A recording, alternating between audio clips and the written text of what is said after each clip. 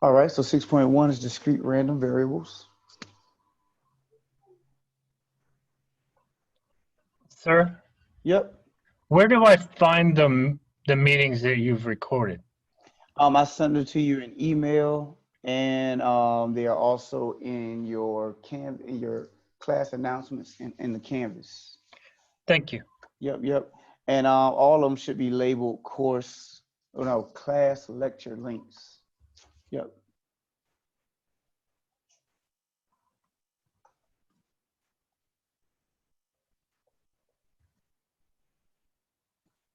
I wrote down the wrong number. So on numerical measure.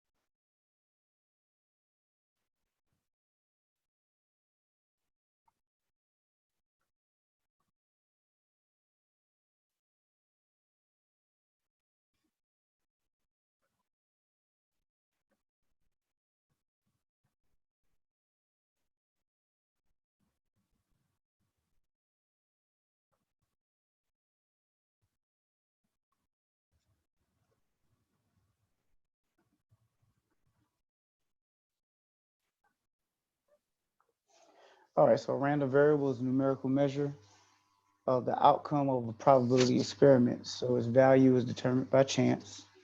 They're typically denoted using capital letters.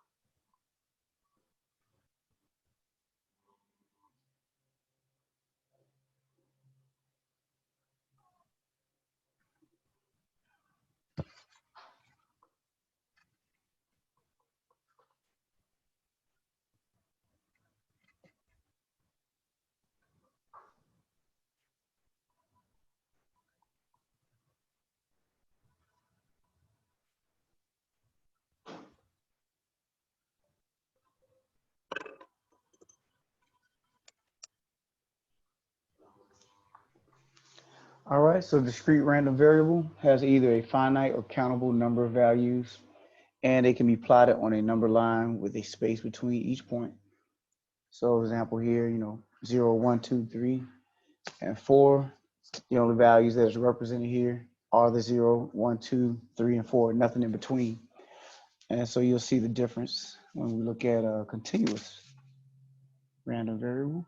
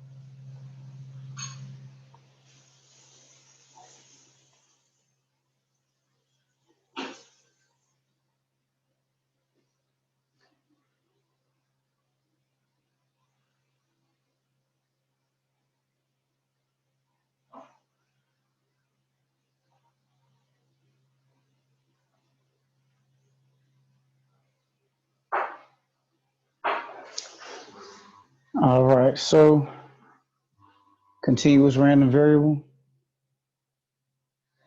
has infinitely many values, can be plotted on a number line in an uninterrupted fashion. So 1, 2, 3, 4, 0, 1, 2, 3, 4 are a part of this set of values, but also everything in between 0 and 1, 1 and 2, 3 and 4, and so on. Those values are included as a part of the value set or the set of data values. That means, and when it says infinitely many, that means you can use 2.1, 2.01, 2.0000001. All those values are a part of this set.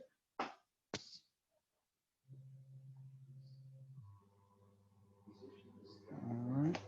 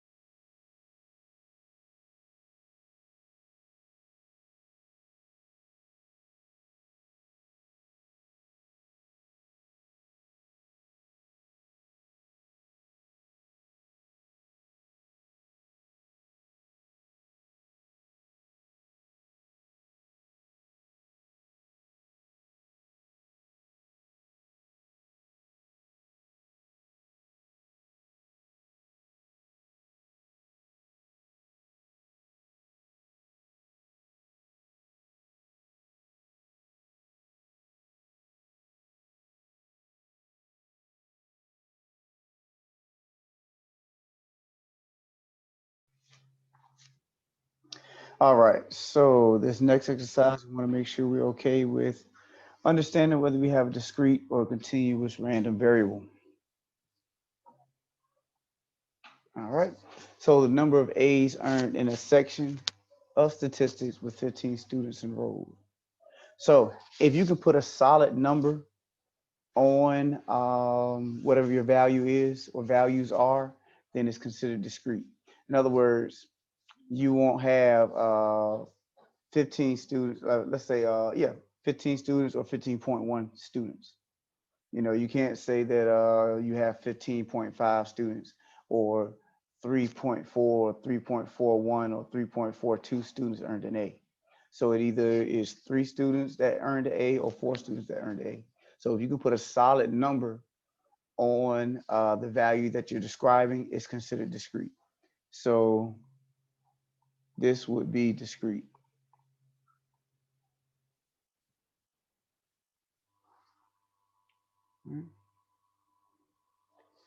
The weight of a sandwich at the deli. So for the most part, if you're measuring something, it's going to be continuous because if I have a scale and you have a scale, yours could measure 16 ounces, mine could be 16.1 ounces, and it still be correct. Um, hold on.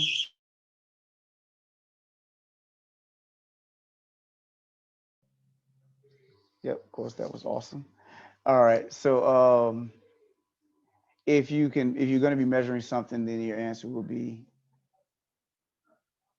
continuous. All right. Once again, you're measuring, going back to your sandwich. If it can be any type of discrepancy, but it still be correct. In other words, mine could be 16 ounces, yours could be 16.1, someone else could be 16.03, but it still be considered correct. Then that would be continuous. Next one, the number of cars that pass through the McDonald's drive-through in the next hour. So if 4 cars pass through the drive-through and 4 cars pass through the drive-through, if it's five, it's five. So there's no way to deviate from that. It's not a measurement. It just is what it is. It would be discrete.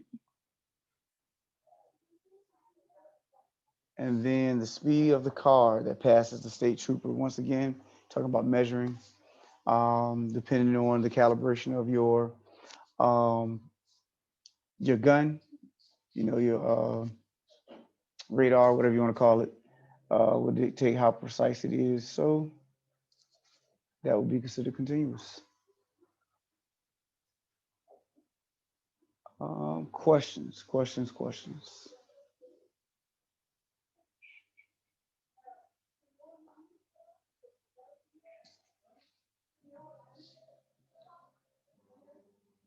All right.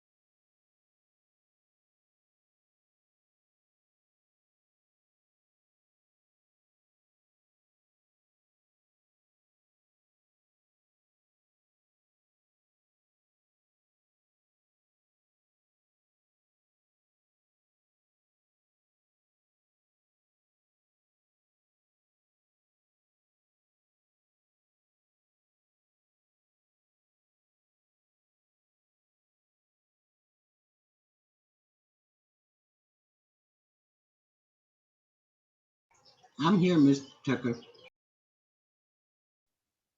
Yeah. I saw you. Yeah, saw your message. I just forgot to respond. Glad you're back, ma'am. Glad you're back. Thank you much. Monday morning. All right. So probability discrete. And I wrote that wrong. I thought that was wrong.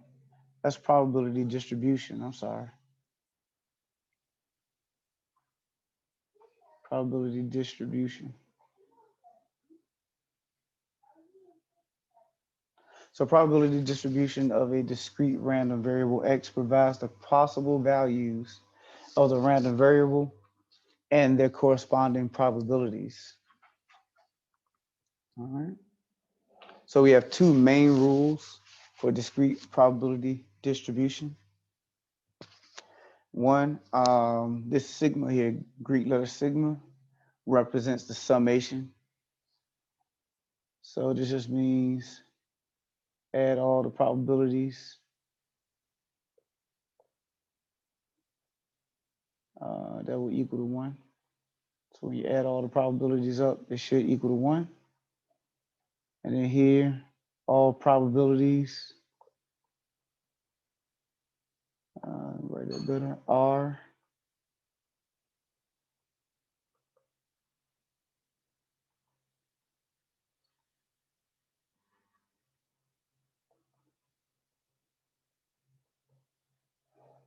and so here that says all probabilities are between 0 and 1 inclusive. So that means it can be 0. It can be a probability of 0. It can be a probability of 1, as well. So I think we talked about those relationships before. All right.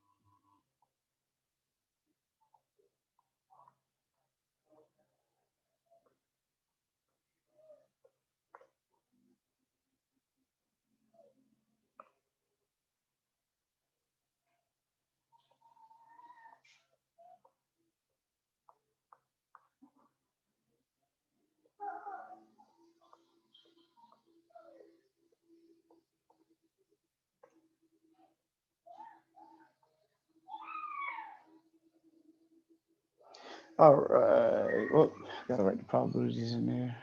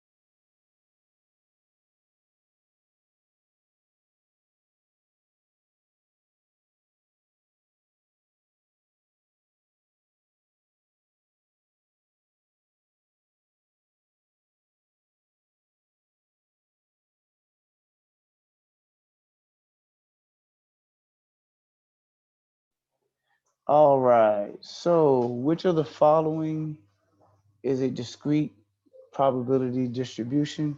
And we're going to lean on these two rules right here to determine if either one of these will set us up for a discrete probability distribution. So in each case, we have our variable x that's between 1 through 5, 1, 2, 3, 4, 5, inclusive. And then we have the probabilities of getting 1, or probability of getting 2, probability of getting 3, probability of getting 4, and probability of getting 5. And we want to see if they actually fit the description of a discrete probability distribution.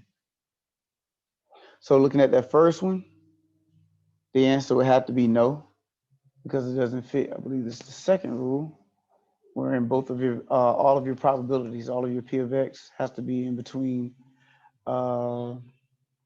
0 and 1.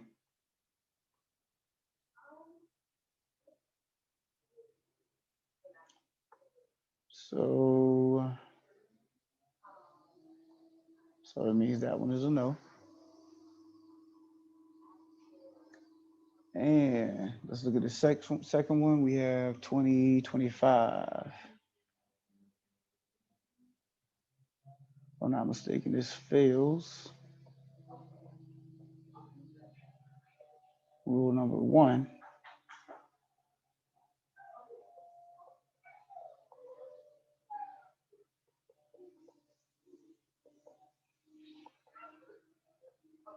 Wouldn't all those fail? Well, we're about to make sure, unless I wrote down a number, if one of them is supposed to work for us, unless I wrote down a number wrong.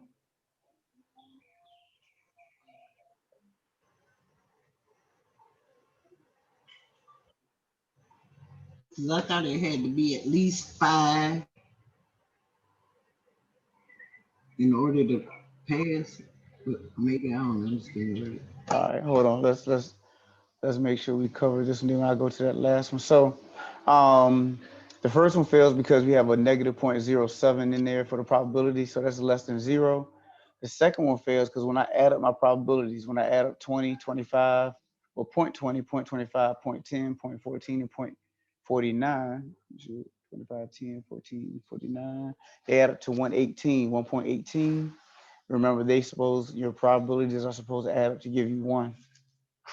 So that's why the second one, the second one fails. And that's not this one where it should be, this one right here. So that's rule 1. Your probabilities do not add up to give you 1. So now looking at the second one, it follows, not second one, third one. It follows rule 2, wherein everything is in between 0 and 1. Now we need to add them up and see. And I'll put this in purple to see if it gives us a 1.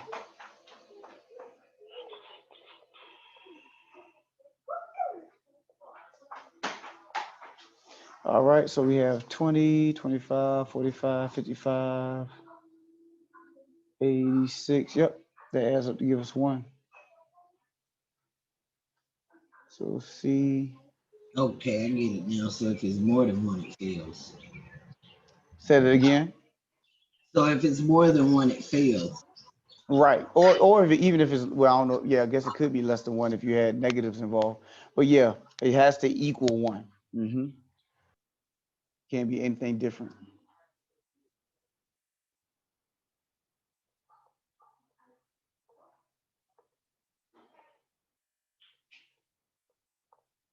Discrete probability distribution.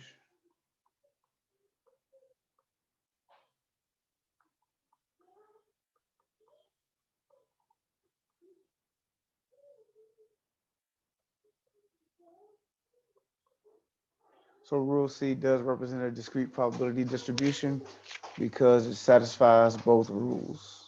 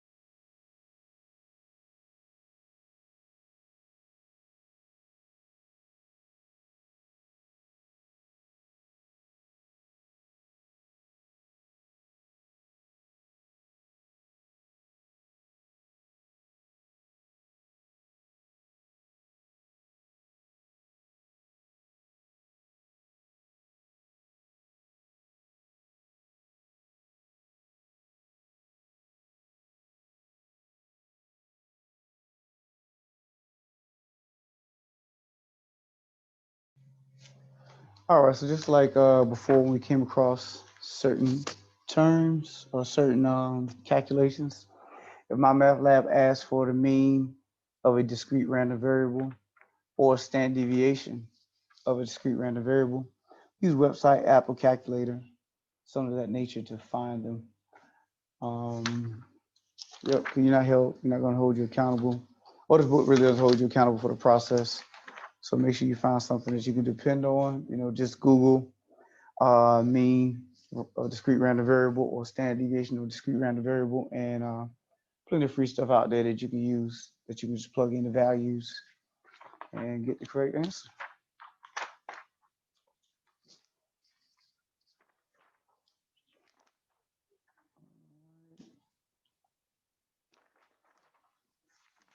We got time for 6-2. This class gets out at, yeah, we should have time.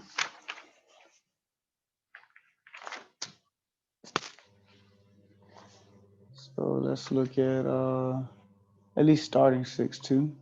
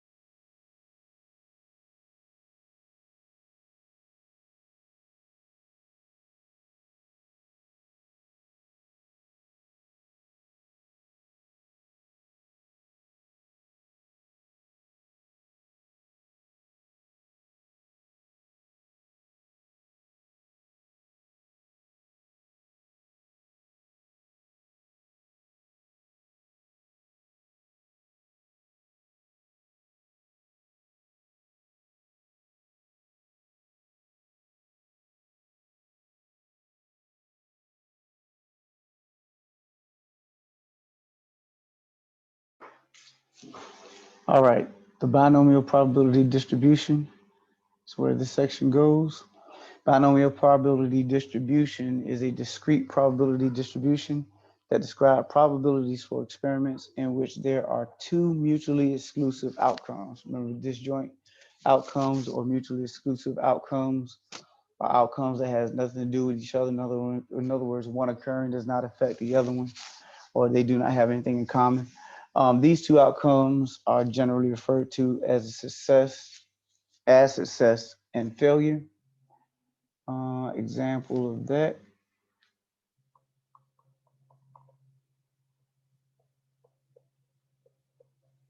Yeah, sorry.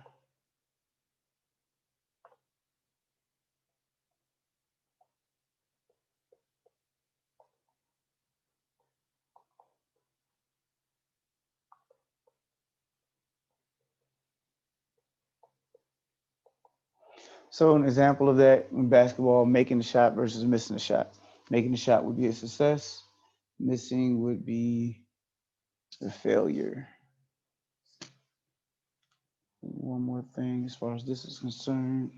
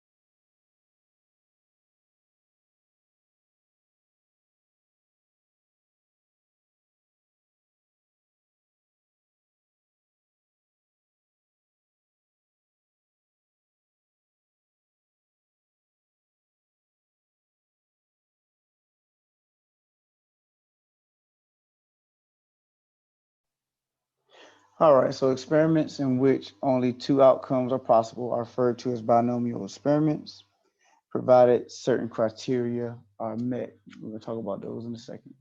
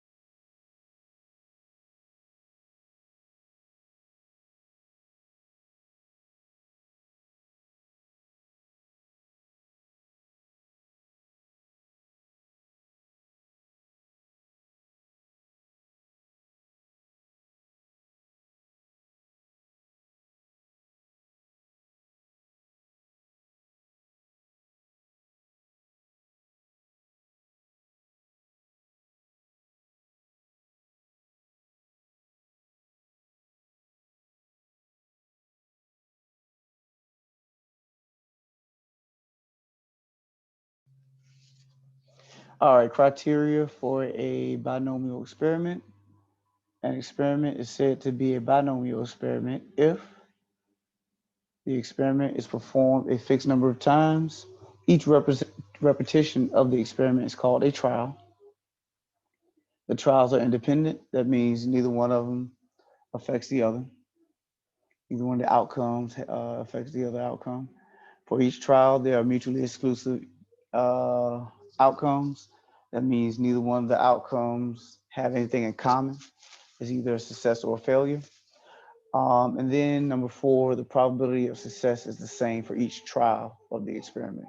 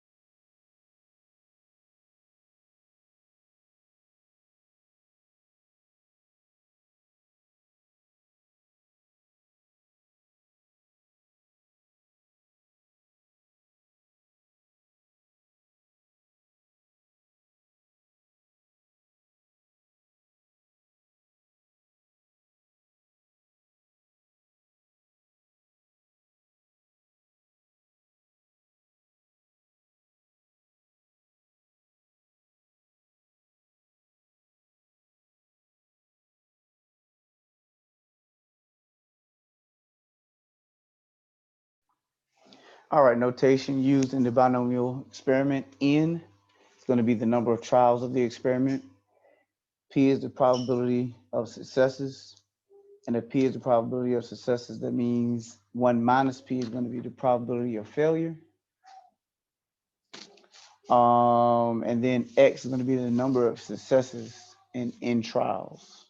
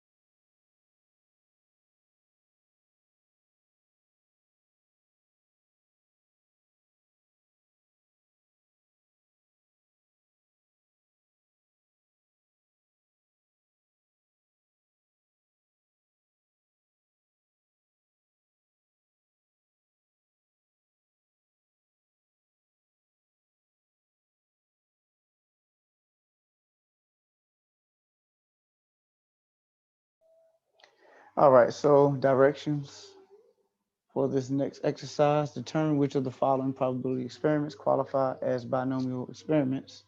For those that can be binomial experiments, identify the number of trials, probability of success, probability of failure, and possible values of x. All right.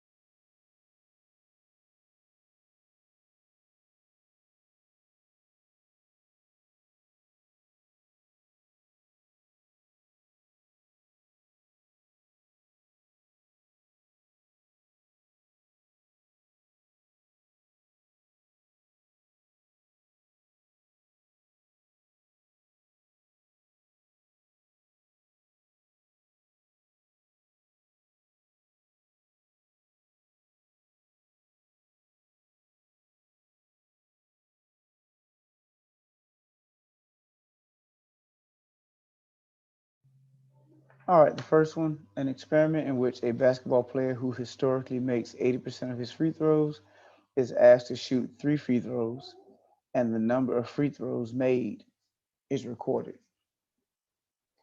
So we have to decide or figure out if it fits the criteria for a binomial experiment. So we have to ask or see if it hit the four markers or four criteria. So these are the questions. Question one, there or is there? Let me see. Should I say is there? Yes.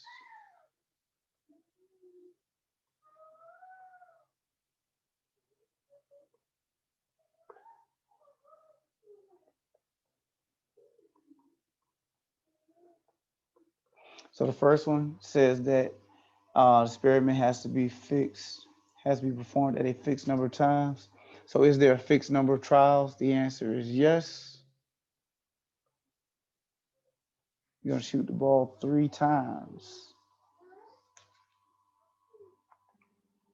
All right.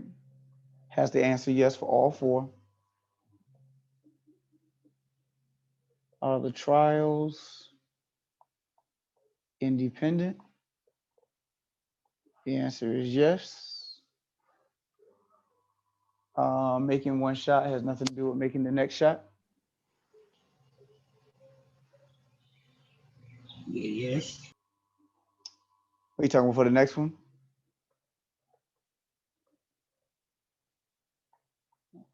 All right. So, are the trials mutually exclusive? The answer is yes. You either make the shot or miss the shot. There's no such thing as making and missing. You either do one or the other for each trial. So they are mutually exclusive. They do not have anything in common. And then for the last one is the probability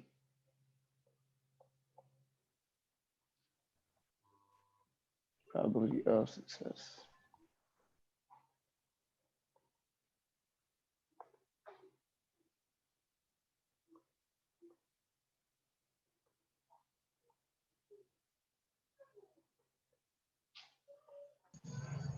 No. So, well, it would be yes because he's an 80% free throw shooter. Oh, Yeah, and so his percentage, you know, just by him missing the shot is not going to change because historically, that's why it says historically. Now, if you were tallying up his free throws right now, saying, okay, this is the first time I'm recording you as a free throw shooter, and now you're starting to check how well he shoot free throws, then the answer would be no. But it says historically, he's an 80% free throw shooter. All right. So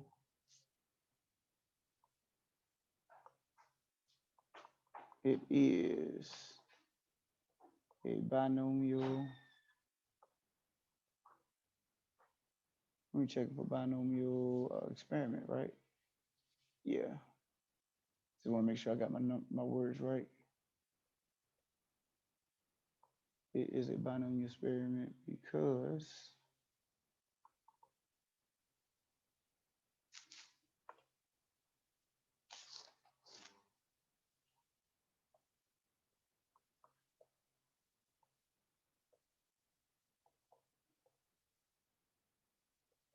all right, so it is a binomial experiment because it covers all four of the criteria that we have, or meets. Probably should say meets. Probably a better word.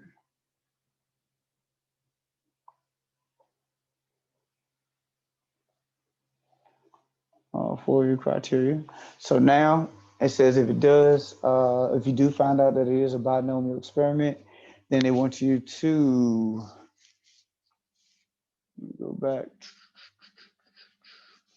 For those that are binomial experiments, identify the number of trials, probability of success, probability of failure, number, blah, blah, blah, blah. Okay, so in number of trials, 3, you get 3 shots. And I'll label this in a second. So probability of success is 80%. So it's 0.8. And 1 minus P is your probability of failure.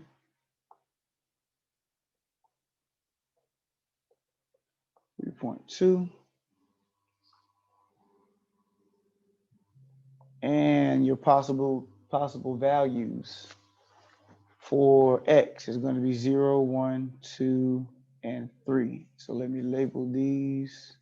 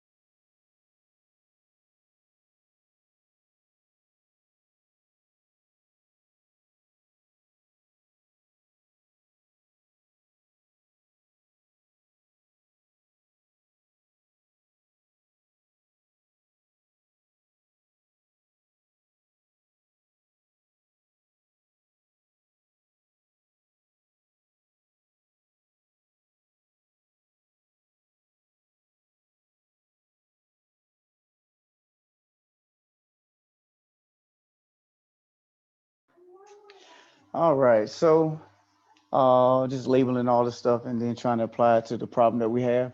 So n equal to 3 means that's the number of trials that we have. That's the number of shots that he gets. He's an 80% free throw shooter, so there's 80% chance that he will be successful. In other words, 80% chance that he will make his shot. To find the probability of failure, you subtract that from 1. So there's a 20% chance that he will miss the shot or fail. Then all of your options for X normally start off with 0 and you go all the way to the number of trials, n number of trials. So 0, 1, 2, and 3 are your different possible outcomes for X. So 0 means he missed all the shots. 1 means he made 1 shot. 2 made 2 of those shots, 2 out of 3, and then 3 he made all of his shots. All right. Questions on that and how we apply it? Do at least one more.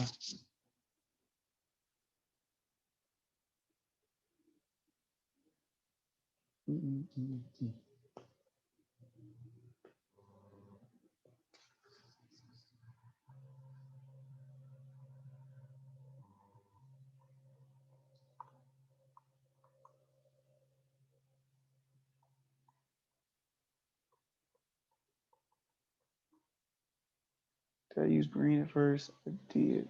That was all good.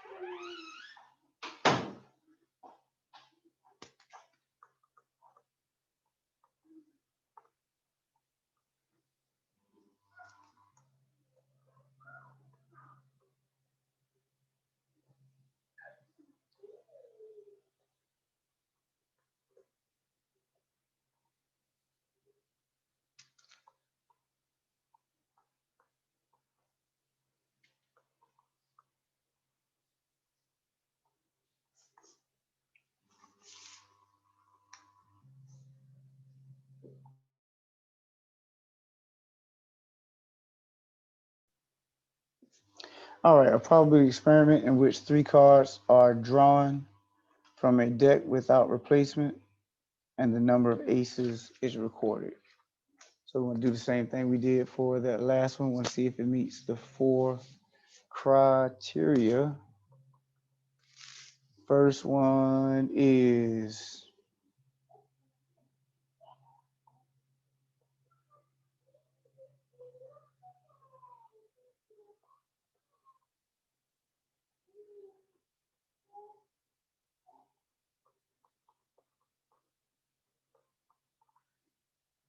so is it performed a fixed number of times? The answer is yes. We're picking out 3 cards.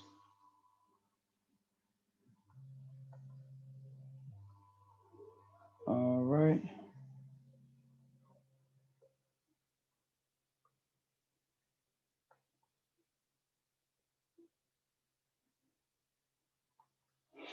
Are the trials independent?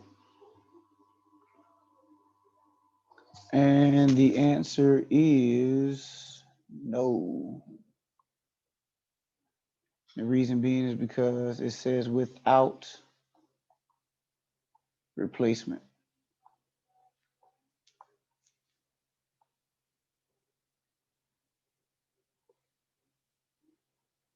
So that means when you take a card out of the deck, you're actually changing the math on it. You're changing the numbers because at first there were 52 cards. If you were to take one out, now there are only 51 cards.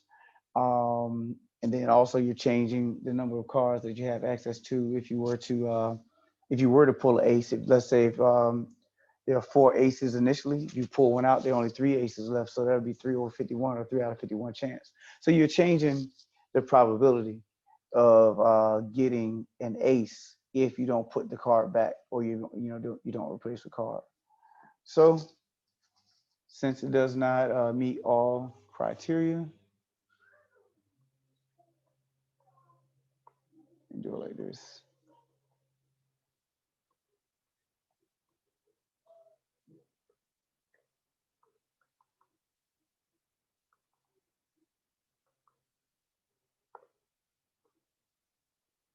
Uh,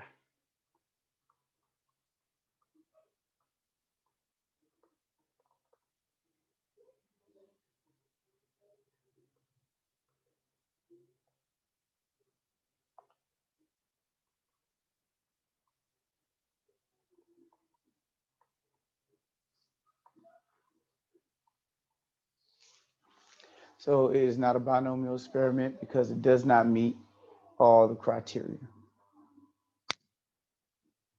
All right. Questions on anything I've said or written so far up to this point? All right. Got one more to do, but I'll save it for next class because of some other things in this section. So there's no rush. Only got a few minutes left.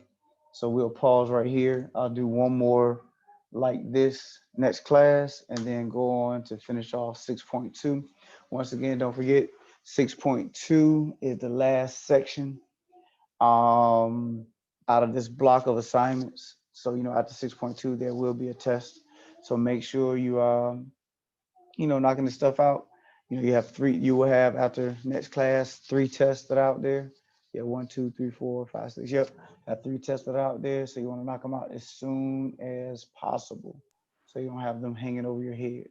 Are those the tests that's already posted up there? Yes, I'll check to make sure, but you should be able to see those already up there. Well, I've been doing them. Okay, cool. How many tests are we total? As of right now, I know for a fact 4. Depends on how we move, whether we'll do 5 or not. Oh, we can go slow. Thank you. You should now, because I can squeeze 6 in there if you want it. Just let Oh, me no, know. sir. The stallion said, "Don't rush." Thank you. Not a problem. So with that being said, say again now. I need help on chapter 4. Okay. Well, let me go ahead and close out everybody, and we out of time right now, but we can set up something that we can meet outside of class. Okay. All right. So if you guys are good, I'm good. I'm gonna go ahead and close this out and stop recording, and I will see you guys on Thursday. Have a good day. All right, you do the same. Oh, Miss Buffalo, hold on a second. Let me